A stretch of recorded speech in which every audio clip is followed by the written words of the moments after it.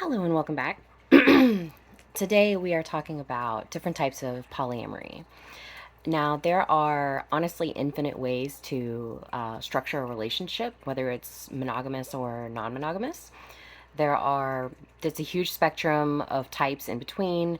There's swinging, there's polyamory, there's closed triads or quads, open relationships, many types of non monogamy, but these are the three basic types of polyamory that I usually hear discussed these days. So, one type on one side of the spectrum is more of a don't ask, don't tell, or parallel polyamory. So, I'm going to talk about parallel since that's more common in poly as opposed to other types of open relationships.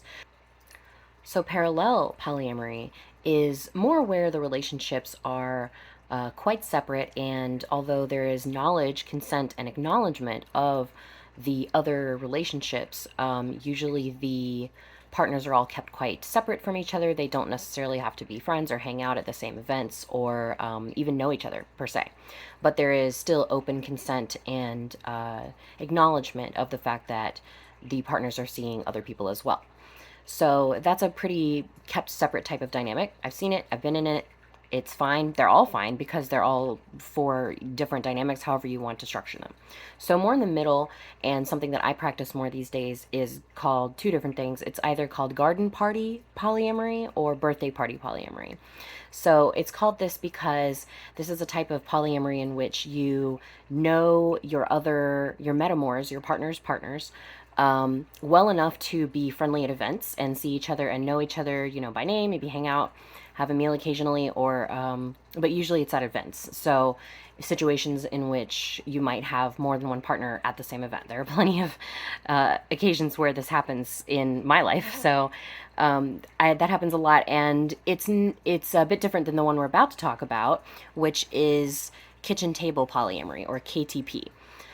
This is sometimes considered by some to be like the ideal type of polyamory, but I really don't believe there is an ideal type of relationship structure really for in general, because again, you're picking and negotiating your own structure with your partners.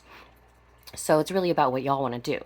And kitchen table polyamory is where your partners and metas, you all know each other, you probably hang out, you might even live together, and you share meals together regularly and like spend time at the kitchen table per se with your partners and their partners, and vice versa. So that is KTP.